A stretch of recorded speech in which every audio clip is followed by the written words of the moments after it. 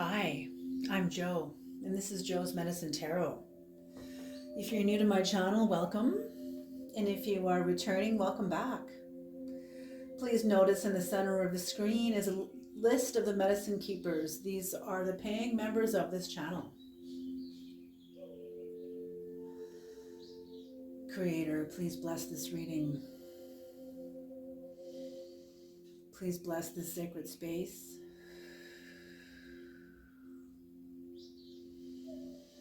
Please bring in the knowledge and the wisdom and the guidance of the highest realms and the lowest realms, all the realms, whatever's needed.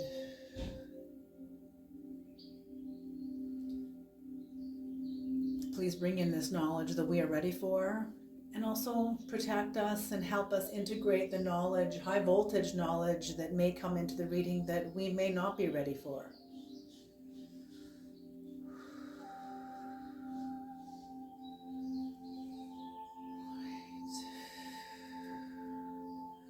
Let the voice of the ancestors be heard here today. Thank you.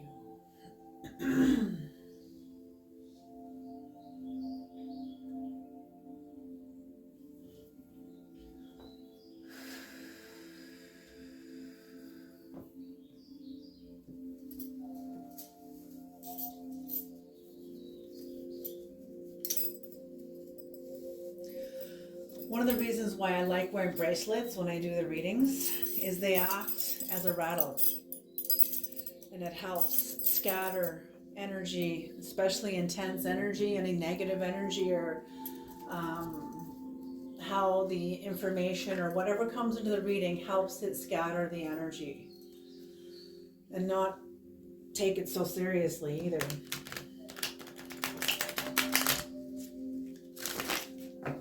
Okay, they're asking me to start this reading with a story, a very quick story told by Ram Dass of a guru in India who was from a lineage that when he died, everybody in the lineage at their point of death would write down a verse, some sort of a verse that was of profound insight.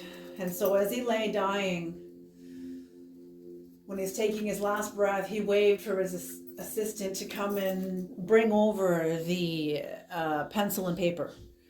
And he very slowly and painfully did a line, or I don't know if it was slowly and painfully, but he quickly jotted it down and then he died. Jotted it down, handed the piece of paper back to his assistant, and then he died. And on the piece of paper it said, life is thus, death is thus. Verse or no verse, what's the fuss?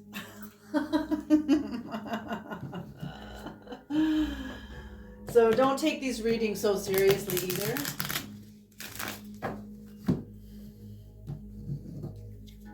Okay? Take what you need from them and leave the rest behind. Okay. What are the messages, Creator? What are the messages? Please bring in the messages. Please bring in the messages. What are the messages? What are the messages? What are the messages?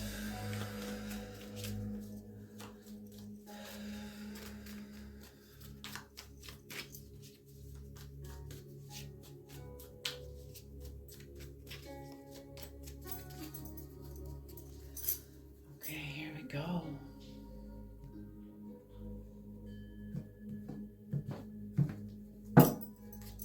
Four or seven. Seven. All right, 7 cards it is. All right, the 9 of Swords.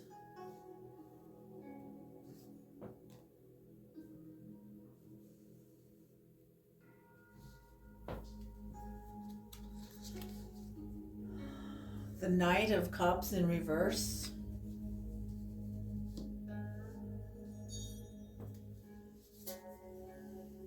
The King of Wands in reverse.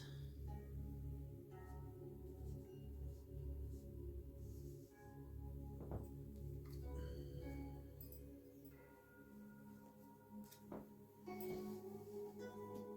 we go, I just need some more room here.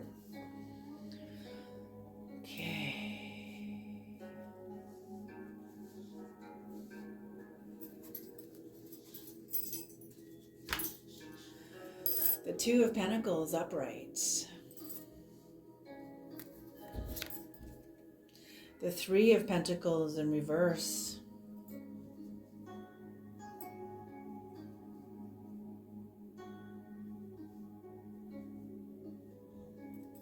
Ooh. The Ten of Cups in reverse.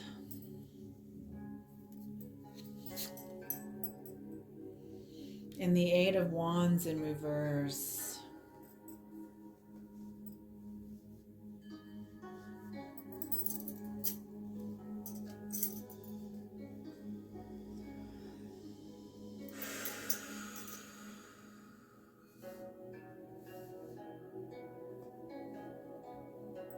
So what I'm seeing, I almost want to call this reading Who You've Left Behind. Who you've left behind and why. Okay, so first of all, you've left someone behind for you. You're reading here first. You've left someone behind with great discipline. You took your great discipline to get through this.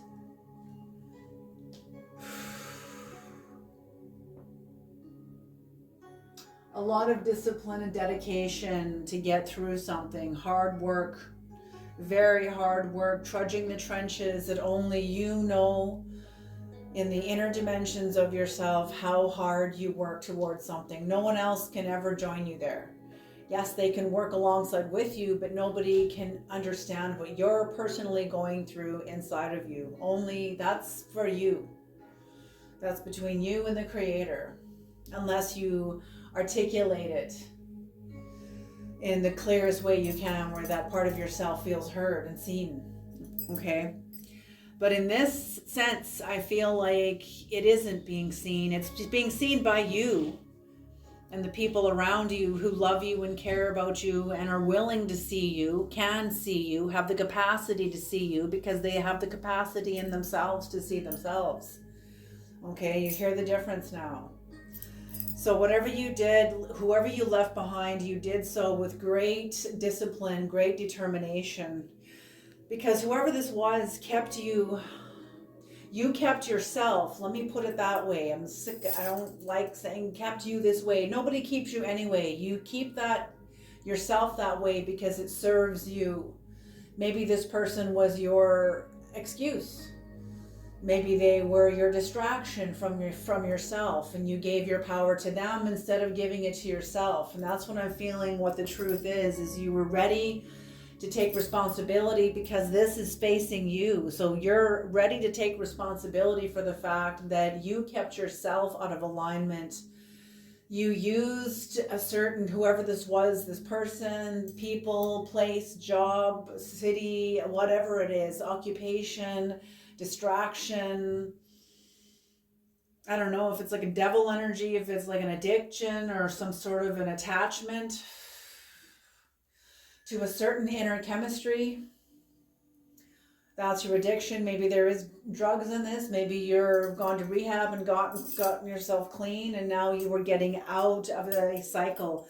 But you're now taking responsibility that you kept yourself there through how you managed your power within a certain group of people.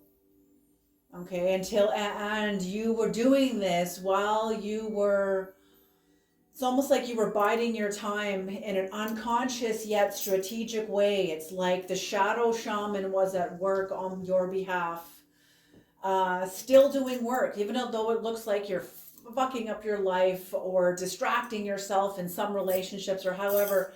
Sometimes that's what's needed, and there's a shadow, a very incredible intelligence at work on your behalf that is still doing work while you are developing the will that you don't even know that you are to align with yourself. So that's what's happened, and you're aware of it, and you're now ready. You're now ready to take responsibility for the fact that it was you that was keeping you here. You're seeing your own magician, not negative, but magician, masculine dimension.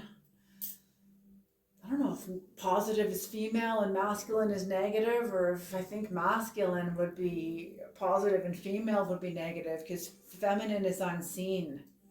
It's like antimatter.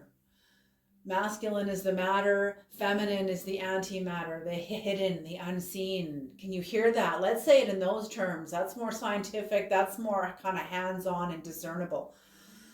So anyway, your masculine magician energy is no longer pointed downward. You're aware of it.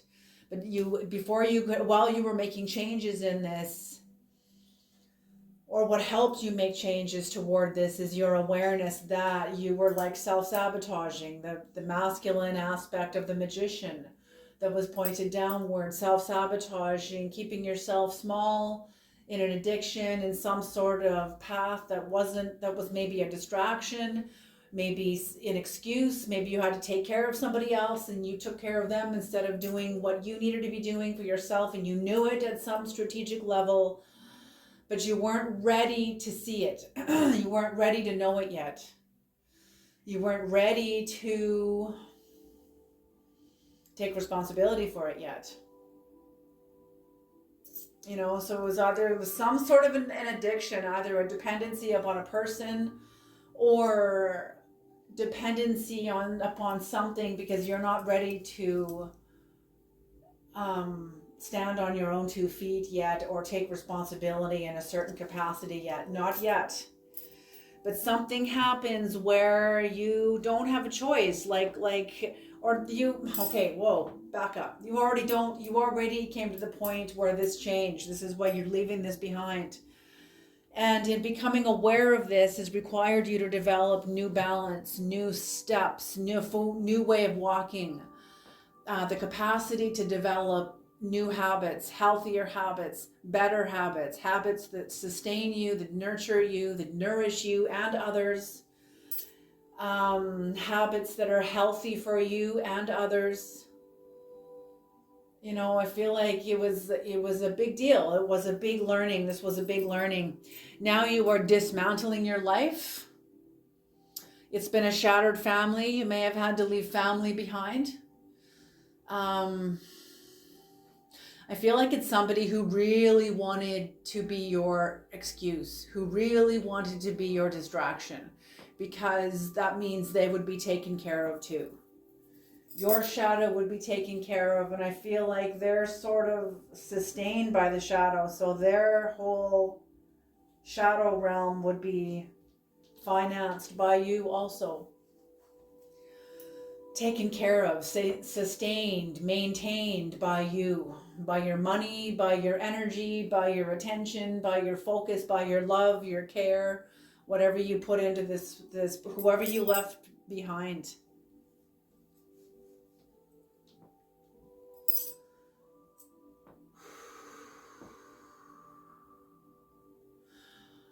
And you leaving someone behind, you're having to disconnect yourself from family because you can't trust them. You know, I'm not saying this person is untrustworthy. Like, okay, how do I say this, Creator? They may be untrustworthy relative to you, but to the next person, they're the nicest guy or the nicest girl, totally trustworthy. But to you, the dynamics with you, we have different dynamics with different people. Okay, so whoever this is not trustworthy to you. Whatever's happened, there's been some sort of betrayal, but to other people, they're the nicest person. Okay, so this is showing, it's like somebody, yes, they used against you, that your experience of them is subjective, which it is. But they're not saying that to acknowledge where you are. They're saying that to diminish where you are. Well, that's just your experience. When I have an ocean of people over here who don't see me that way. You know what I'm saying? I feel like they've never met anyone like you before. I feel like you're more aware than most people. Most people don't realize the psychological violence that sort of brushes past them. Maybe they do down the road, maybe a day later, an hour later, a couple hours later, all of a sudden they'll be like, hey, wait a minute, you know. But you see it right away. And you feel it right away. You're aware of it. And I feel like this person doesn't meet many people like you. So that's what I mean, to their relationship to you and how they have interacted with you. You see it as untrustworthy because you're aware of the subtle violence in it. Other people that are too gross to recognize the subtle violence of it, like, oh, everybody suffers. Everybody experiences this. Business is business. This is usual. Get over it, until you become more aware. Until you become more aware, and all of a sudden, what you used to tolerate, all of a sudden, it's not that you're asking the people to change. You're just like, no, I don't wish to be spoken to like that anymore. I don't like feeling like that. I don't want to, and there will come a point when a person can speak to you however way that they want, and it'll have no effect on you at all. But right now, you're in a place where you are, I'm not going to tell you to put yourself in a hell realm and now awaken. Now go, oh, well, you're sitting in a hell realm. That's fucking ridiculous. I'm not that kind of a teacher. Okay? I'm not a teacher your student's asking me for fish and I'm going to give them a snake. Oh, just go and sit among the wounds and om, and if you get caught up in it, that's your fault. Like, that's ridiculous. Even though that's true, those are truths that you're not ready for yet. Many of you. Okay? In some ways, I'm not even ready for them. Okay? Okay? In some ways, I am. We probably live that dimension, that truth right there, and we don't even know it. Because we're not emotionally enmeshed with certain people, and they can say certain things to us that doesn't have any effect on us at all. But the minute you develop magnetics with another person, that's a different story. Okay, and I think the whole message is to get to the point where you're not attached anymore, where you are detached, and they can say whatever they want, and just like a stranger, you don't really care. You're like, okay, whatever. You're entitled to your opinion of me. So on the bottom of the deck is the Four of Pentacles in reverse. Okay, so yes, this is really about the other person, because I don't get this with you.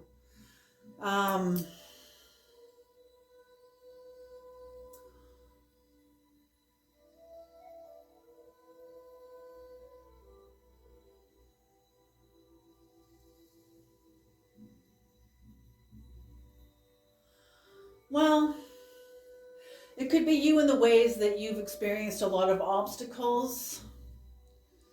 Like in another reading I did, the development, the stretching of yourself, and the capacity to carry something that's coming in, carry something that's coming home. A part of you that's coming home. So you have to be able to carry it. It's like the soldier that went to steady the ark when it was falling, and he went to stabilize it. As soon as he touched it, he died. It's a really dramatic story, but it's basically about not having the capacity to carry something that you can't carry by yourself. It's like trying to carry humanity. You can't carry that by yourself. It's too much. Humanity has to develop the legs to stand on their own 2 feet. If everybody's standing on the earth and everybody's standing on their own 2 feet, oh my gosh. Can you see what I'm saying? Humanity begins to carry itself. Begins to not just rolling along unconsciously like a freaking boulder out of control, and that's how we've been.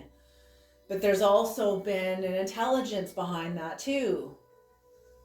Collectively and very much personally in all of our lives. Otherwise, everything would all go to shit. And sometimes it does. Sometimes it needs to. But it doesn't mean it's all going to go to shit. Okay? Okay.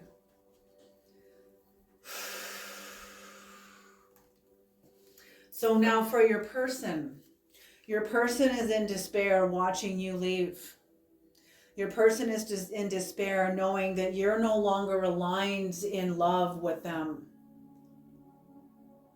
Where love where you used to be in love, that has shifted inside of you. You were when you fall in love with somebody or when you love somebody, that person has the stimulus to align you with where you are in love. But when that shifts, okay, so whoever this is, you're no longer aligned. That's what it is. They no longer have the stimuli that you need, that is your keys that align you and unlock where you are in love. I feel like you used to be there. You used to be aligned with what this person brought you to. Confusion, deception, anxiety, stress, triangulation. 2 against 1. If it's not these 2 against you, then it's you 2 against them. There's always some sort of triangulation going on. Juvenile drama, juvenile bullshit. And you're not playing that. You don't align with that anymore. This person doesn't, that stimulus no longer is animated in your life anymore. So with this person trying to align, this person knows that you're no longer aligned with the stimulus that is still animated within them. I feel like this person released a whole bunch of drama that they are now stuck in with the weight of the world upon them. Being in a dark place is a sacred place. You are covered by the cosmos. On the legs of the blanket is the cosmos, is all the zodiac within the blue places. I don't know if you can see that. It's pretty dark. But anyway, it is it. There, they can see that you're no longer aligned to them in love. Their outward manifestation of how they love no longer does it for you. I feel like it's like really destructive. I feel like it's very destructive, like you're coming out of a hell realm within yourself. Self-hatred, self-loathing, keeping yourself small, self-destruction, self-sabotage. I feel like these are forms of camouflage you've worn in order to protect yourself from the world, especially from people like this. Okay? I feel like you two grew together at one time, but at some point along your journey, your growth began to accelerate, but there's I don't know, there was some sort of shift in acceleration, a shift in growth. Neurology, I feel like it's neurological capacity. And for them, yes, they see that what they manifest, you're no longer aligned with. To them, you're in the lower worlds. You're not aligned with what they are. I feel like you're coming into the truth and they think it's satanic because you're honoring yourself. You know, fundamentalists, you know. Anyway, that's how I feel. That's what that energy right there says to me, fundamentalist, right now. Some kind of fundamentalist. Okay, it doesn't necessarily have to be religious. Could be like a vegan or some sort of, who knows. They're trying to regain their balance and gain the priorities to get back on top of their life. But everything around them continues to crumble, and it's because of what they put into motion. It's what they put into motion. They don't see that what they've put into motion. See, you are willingly dismantling your life, dismantling an aspect of your life. Maybe for some of you, it's the whole of your life, a marriage, a job, you're moving to a different city. You know, it could be the whole of your life. For others of you, you're dismantling aspects of yourself that you're no longer aligned with. It's the changing of the guard, the changing of archetypes, the shifting of archetypal energy within you. But for whoever this is, they're trying to get their balance, but everything under their feet, everything is collapsing under them.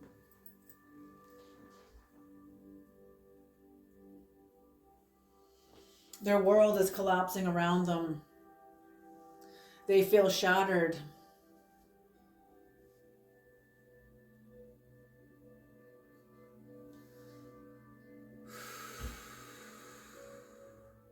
There's a sense of panic. A sense of panic settling upon them. It's like they set something into motion that now they, oh man, don't people know that when you put a karmic wheel into motion, it will now have to run its course. Not even God can stop it. That is free will. That is free will. That is consequences. Cause and effect. That all habits must have their fruition. Those are karmic wheels. And that's what I feel like this person lives habitually by habits, unconscious habits that are destructive, hurtful, damaging.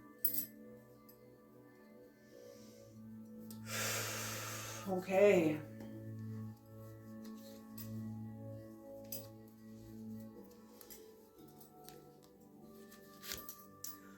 The first card out for the 9 of Swords in reverse is the Star in reverse.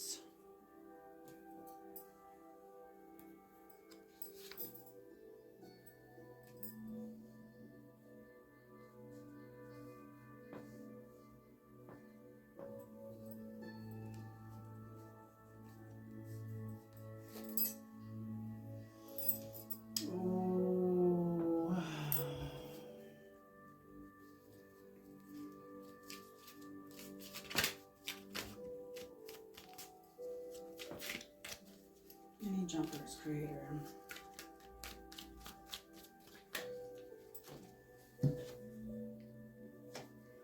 Oh, whoa, whoa. It's very sad energy, very regretful, heavy, regretful energy.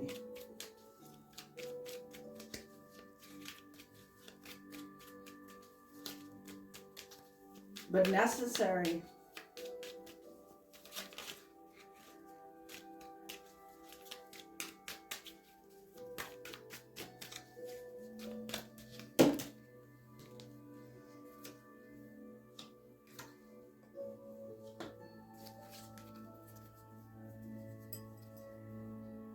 Okay, the Moon in reverse is on the bottom of the deck.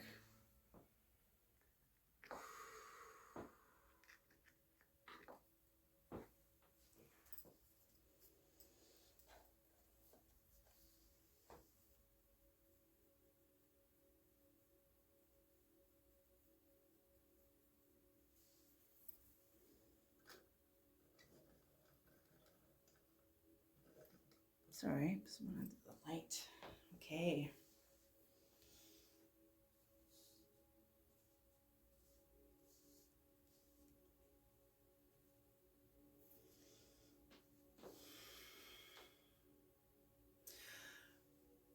They liked it when you were not healed, when you were not.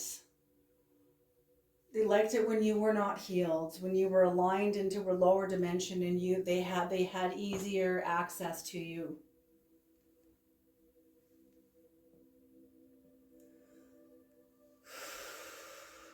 And you are healing from this. You are standing on your roots.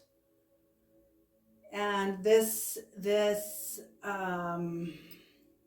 paradox of you developing a connection. Shamanically, we're all trees. Our roots stem down into the underworld and our branches stem up into the higher dimensions of the upper world. So I'm feeling that your relationship with the underworld will allow you to reach up and feed and nourish yourself from the upper world in equal measure. Okay, and in equal measure. Your capacity has grown.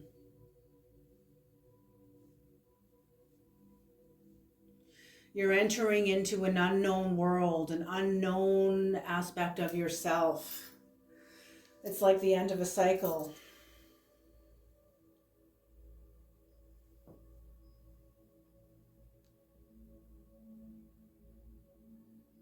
Some sort of justice too.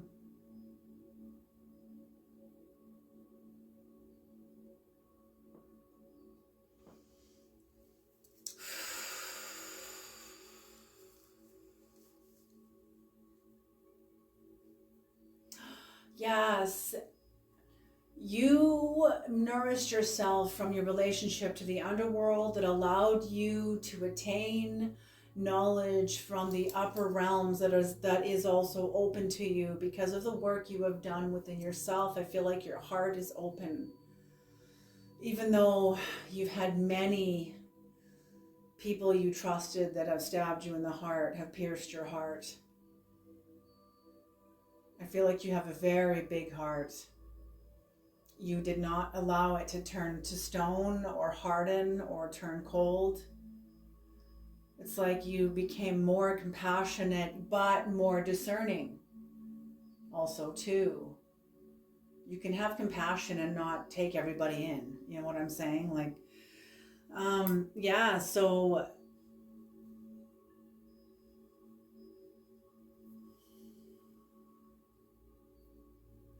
and what your capacity to have a relationship with these dimensions of yourself is what helped you get through some very turbulent waters because of your relationship with self-sabotage,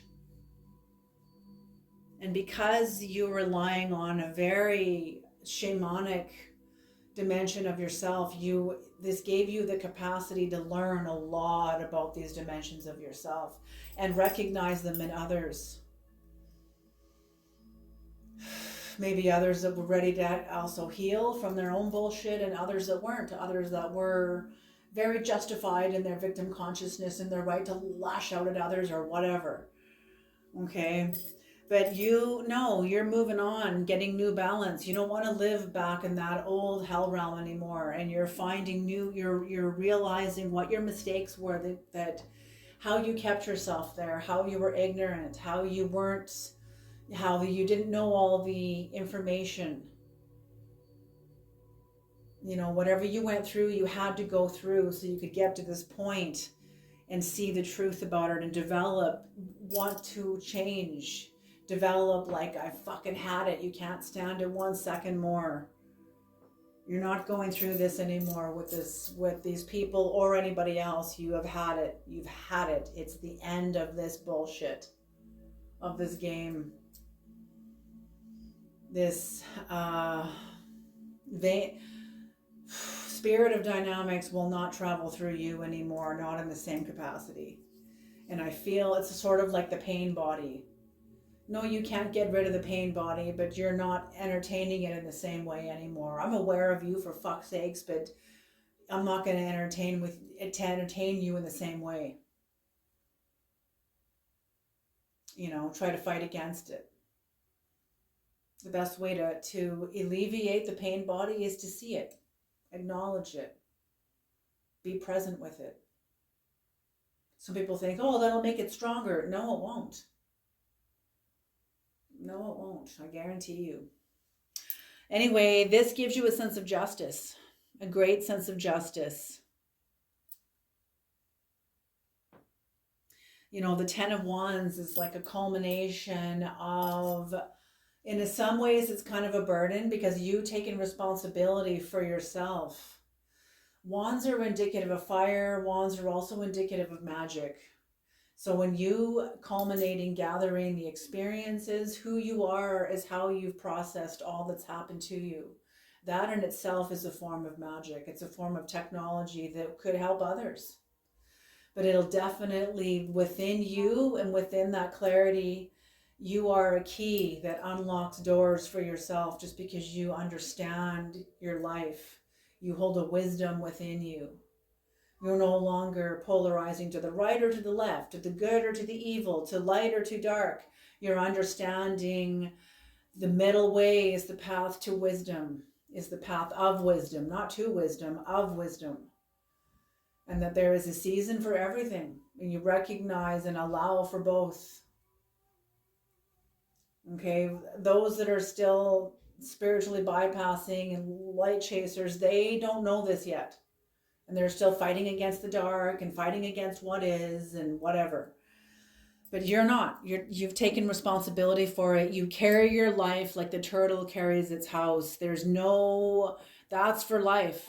There's no escape out of that. It's the same thing with you. A shell is heavy. It's heavy. You have to be strong, have strong legs.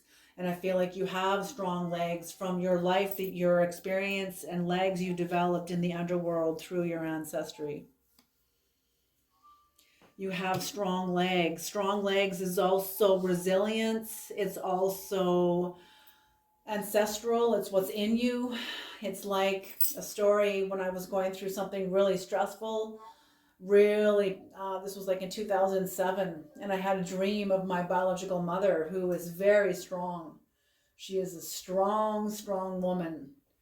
And in my dream, she walked up to me in my dream, and I couldn't move. I was like paralyzed. All the power had gone out of me. And I had seen a bear in my dream, and I was so afraid of it eating me and chasing me down and everything. So I just went totally weak. I lost all my strength to my fear. And all of a sudden, my biological mother appeared to me, and she bent down, put one arm over her head, and scooped me around my legs and put me over her shoulder like a sack of potatoes and carried me forward. And what that was telling me is, Joanne, rely on your ancestry, the strength of your ancestry. It'll get you through this. And it was right. And that's what I'm telling you. And whatever ancestry this is, you would have multiple. Many of us now have multiple ancestries. You don't just have one. German and Irish and Scottish and French and whatever. Canadian, or I can't even say Canadian. Canadian is just a political thing. It's not like a race of people, it's anyway.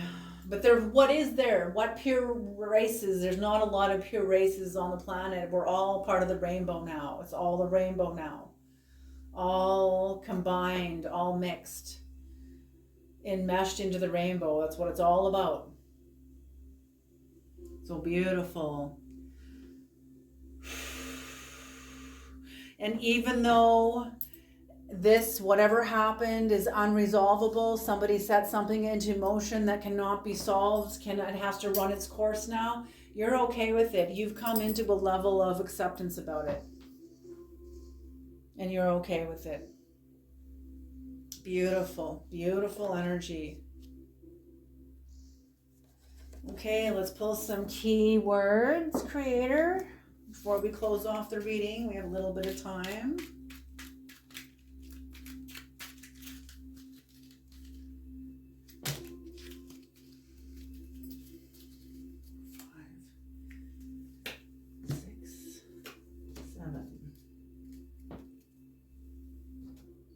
Okay.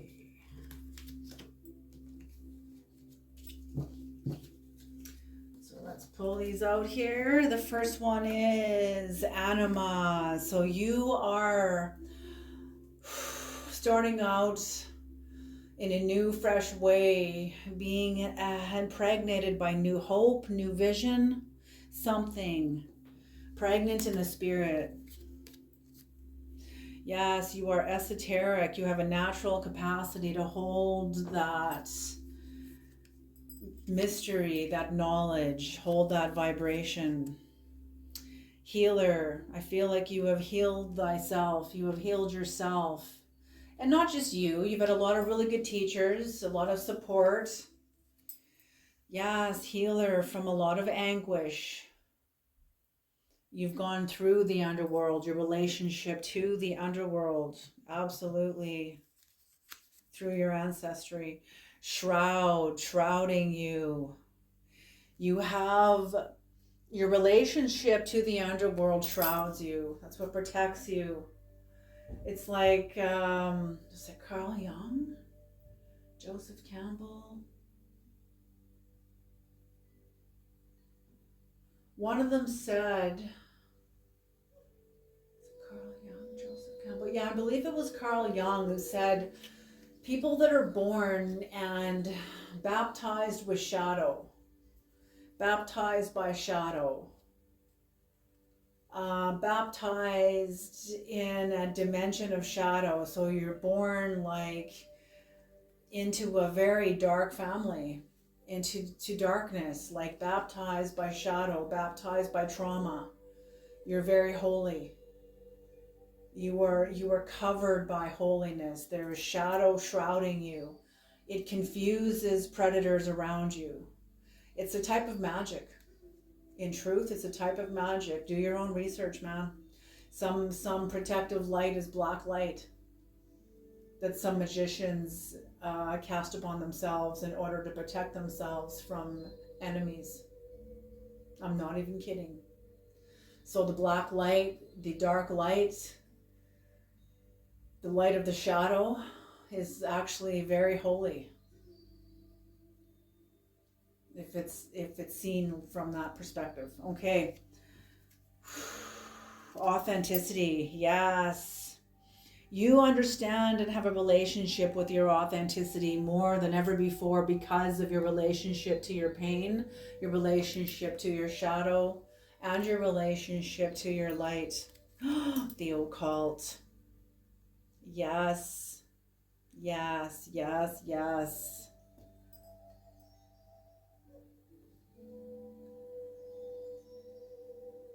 It's like you are the feminine expression, or you have access to the feminine expression of God. The feminine expression of God is the occult. It comes from the unseen. Where is God? Where can you lay hold of God? I mean, everything is God, so really you can. But I mean in the context and the concept of God. Okay? It's a mystery. But yet, at the same time, we can't just turn it into a peanut butter sandwich either. You know, so it becomes inescapably personal. Okay. All right, you guys, I'm going to leave this reading here. Thank you so much for tuning into this reading. Let's just see what's on the bottom of. Yeah, this is right. This is some sort of rite of passage for you. You've come through some sort of rite of passage. Okay, you guys take care, and I'll see you in the next reading. Alrighty.